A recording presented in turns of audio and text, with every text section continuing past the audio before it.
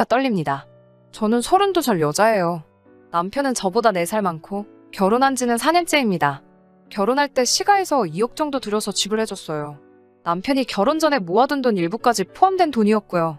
집을 알아보는 동안 의견 차이가 있어서 결혼하고 나서 반년 정도는 월세방을 구해서 살림을 시작했습니다. 경기도권 신축으로 들어가 살자는 걸 제가 재개발 노리고 구축 아파트에 들어가자고 해서 결국에는 제 말대로 구축 아파트로 들어갔는데 재개발은 안 됐지만 아파트 값이 그때 대비해서 지금 2배나 뛰었습니다. 집값 오른 거 가지고 생색은 엄청 내요. 시댁도 시댁이지만 남편이 자기 덕분에 우리가 앞으로 10년은 모아야 할 돈이 한 번에 들어온 거 아니겠냐며 엄청 난리부르스예요. 집값 오른 거 당연히 좋은 일이지만 가계부 관리하는 저로서는 사실 와닿지도 않아요. 이 집이 2배 올랐다고 해서 다른 집이 안 오른 것도 아니고 더 늦기 전에 아이도 가져야 하는데 13평짜리 방 한 칸 비좁아 터진 아파트에 살면서 아이를 어떻게 키우냐는 생각도 듭니다. 이사를 생각 안 해본 건 아니지만 말한 대로 다른 집도 올라서 선택권이 넓은 것도 아니고 그래서 그냥 기억 없이 재건축만 기다리고 있네요. 시어머니는 그냥 집이 좁으면 어떠냐고 늦기 전에 아이를 먼저 가지라고 하는데 제가 육아 때문에 직장을 그만두면 그만큼 수입도 줄어들어서 가게도 어떻게 될지 확신도 안 서고요. 또 이사를 가고 싶어도 재건축이 언제 될지도 모르니 섣불리 나섰다가 지금 집값 2배 정도 뛴 거 가지고도 저렇게 노래를 부르는데 행여나 재건축돼서 집값이 또 뜨게 되면 어떤 원망을 들을까봐 말도 못 꺼내고 있어요. 시가에서 집 해줬다고 저 결혼할 때 뭐 기우는 결혼한 거? 그런 건 절대 아닙니다. 월급도 큰 차이가 나는 건 아니지만 신랑보다는 제가 조금 더 벌어요. 집이 좁아서 혼수 채우기가 애매하니 그만큼 현금 해단도 많이 했고 시아버지 오래된 연식 자동차 끌고 다니시는 거 신형으로 바꿔드리기까지 했어요. 혼수에 결혼 비용까지 2,500이면 끝날 거 차 바꿔드리고 현금 해단까지 하고 그래서 저희도 물론 시댁 쪽 지원금에 비해 적은 돈이긴 하지만 이것저것 다 더하니 8천 가까이 들었습니다. 결혼할 때부터 시가에서 집 해준다고 생색내는 남편 때문에 더 무리한 부분도 있고 남들 강남 신축에서 시작하는 신혼부부들도 있는데 서울 외곽에 지은 지 30년 된 아파트 받으면서 기우는 결혼하는 것 같은 느낌 주는 게 싫었어요. 그래서 그만큼 결혼 비용 부담하면서 결혼 후에도 양가에는 똑같이 하자고 약속 아닌 약속을 했어요.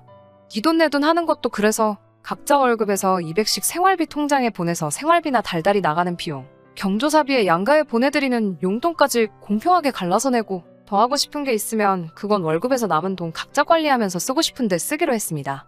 양가에 똑같이 하자는 약속은 당연히 지켜질 거라고 생각은 하지 않았지만 적어도 노력은 할 줄 알았는데 제 오산이었습니다. 전반적으로는 잘 지켜지는 것 같았지만 사소한 것들이 항상 문제였어요. 예를 들자면 제가 시댁에서 일하는 만큼 남편은 처가에서 널브러져서 편하게 있는 것 같은 거요.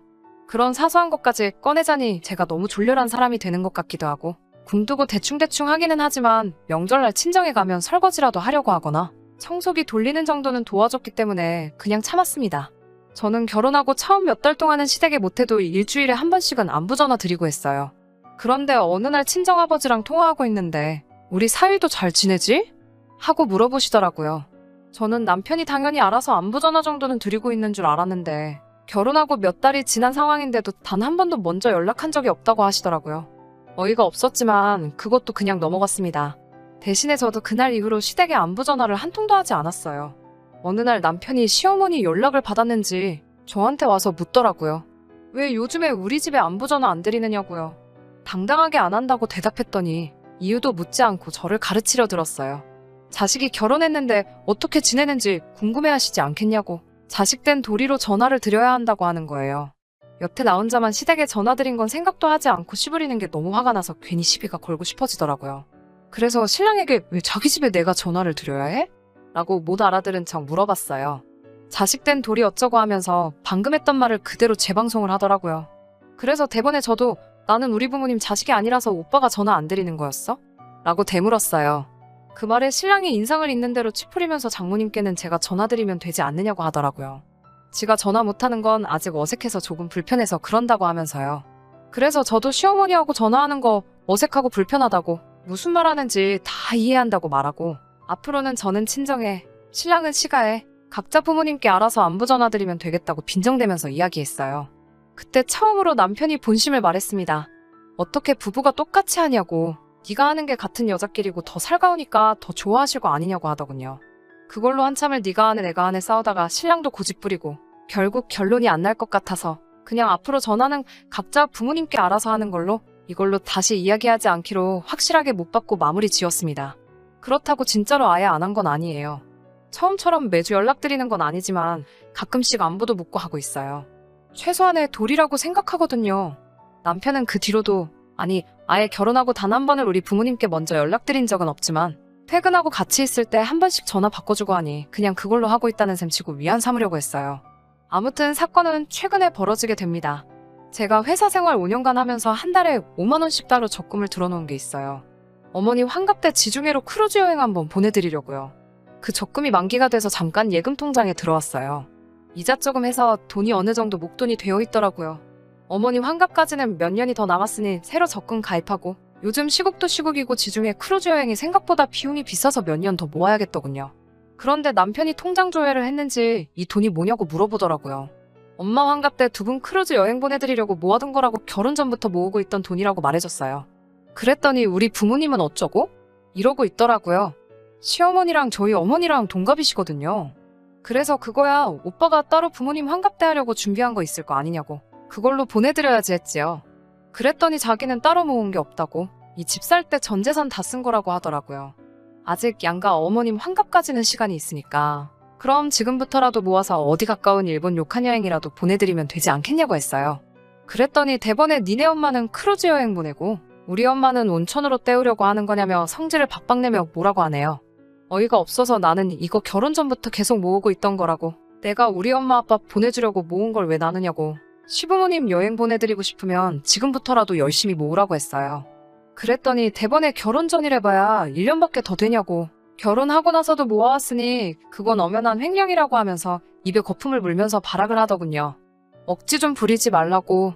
각자 생활비 통장에 돈 넣고 남은 돈 관리하기로 하지 않았느냐고. 내가 이만큼 모을 동안 오빠가 못 모은 게 오빠 잘못이지 그게 내 잘못이냐고 한바탕 싸웠어요. 남자가 그 돈 가지고 어떻게 사회생활 하냐고. 군말 없이 꼬박 생활비 통장에서 돈 안 빼쓰는 것만으로도 감지덕지하라면서 호통을 치는 말에 나라고 사회생활 안 하냐고. 나도 일 때문에 만나는 사람 많은데도 다 모으지 않았냐고 하니 대답을 못하고 있었어요. 결국에는 안 되겠다 싶었는지 집값 오른 이야기를 또 꺼내더군요. 제가 그만큼 돈을 모을 수 있는 게 다 누구 덕분이냐면서 집 해준 시부모님 덕분 아니겠냐면서 남들 뼈 빠지게 대출이자 갚을 때 편하게 살고 있는 게 누구 덕분인지 생각해보라고. 그깟 몇백만 원이 아까워서 그걸 가지고 치사하게 구냐고 정색을 하면서 덤벼들더라고요. 시부모님 여행 보내드리는 게 돈이 아까워서 그러는 건 줄 아냐고. 엄연히 나도 쓰고 싶은 거 참으면서 모은 돈이고 오빠가 앞으로 돈을 모아서 시부모님 우주여행을 시켜드리든 저는 신경 안 쓴다고. 효도하고 싶으면 저한테 대신 시킬 생각 하지 말고 직접 하라고 했어요. 너 잘났다라면서 네 맘대로 하라고 하고는 기어이 그날은 밖으로 뛰쳐나가 외박을 하고 들어오더라고요. 카드 내역 보니 친구들 다 불러서 술까지 쏘고 잠도 숙박업소 가서 자고 온 것 같은데 그렇게 쓸 돈 20번만 모아도 지금 제가 모은 만큼은 우습게 모았을 텐데 하는 생각에 참 한심하더라고요. 진짜 문제는 얼마 지나지 않아서 생겼어요. 명절날 친정에서 저녁 식사하고 나서 텔레비전 채널 이리저리 돌리다가 볼만한 게 없어서 옛날 드라마 재방송 보고 있었어요. 드라마에서 부모가 모아둔 게 없어서 딸한테 신세를 지는 장면이 나왔는데 그것 때문에 딸이 남편에게 눈치를 보고 있는 장면이 나왔어요. 친정부모님이 그 장면 보고 무슨 자식이 노후대책도 아니고 자식한테 너무 피해를 준다면서 혀를 차셨어요. 평소에는 우리 부모님 불편하다고 말도 안 붙이던 남편이 괜히 맞다고 결혼이 무슨 회사 인수합병 하는 것도 아니고 자기도 그 말이 100번 맞다고 생각한다고 맞장구를 치더라고요. 그러고 돌아오는 차 안에서 진지한 표정으로 저한테 물어보더라고요. 혹시 장인 장모님 노후대책은 다 되어 있으시냐고요. 다 되어 있는 건 맞았는데 왠지 기분이 쎄해서 알려주기가 싫었어요. 그래서 워낙에 그런 거 잘 말씀을 안 해주셔서 잘 모르겠다고 대답했는데 남편 표정이 아주 가관이었습니다. 그러고 나서 하는 말이 노후대책이 안 되어 있으면 큰일인데 이러면서 걱정하더라고요. 그게 무슨 뜻이냐 물었더니 앞으로 큰 집으로 이사가면 시부모님을 모시고 살 계획이었는데 장인 장모님이 노후대책이 안 되어 있으면 어떡하냐고 원망하듯이 말하더라고요. 시부모님을 모시고 산다니 그건 결혼 전에도 하지 않은 이야기고 양가 똑같이 하기로 하지 않았느냐고 따졌어요. 나도 맞이인데 노후 준비가 돼 있으신다고 한들 어디 아프시기라도 하면 그게 시부모님이든 친정부모님이든 자식들이 모셔야 되는 게 도리이지 않느냐고 했더니 또 정색을 하면서 집값 오른 이야기를 또 꺼내더군요.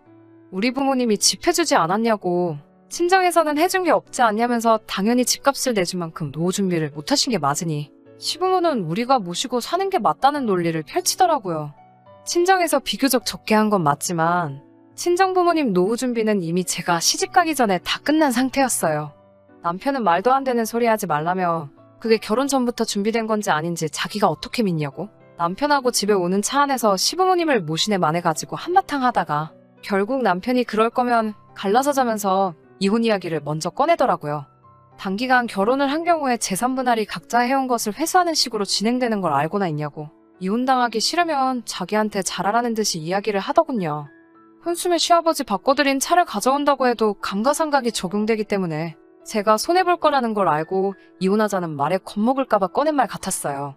그런데 매번 이런 식으로 대화가 오고 갈 때마다 집값 오른 걸 가지고 생색내는 것도 짜증나고 더 이상 견디기 힘들어서 저도 같이 이참에 아예 갈라서자고 했습니다. 나중에 후회하지 말라고 호통을 치는 모습을 보니 아주 역겹더라고요. 얼마 뒤에 이혼 전문 변호사를 찾아갔는데 제 경우에는 남편이 알고 있던 사실하고는 조금 다르더라고요.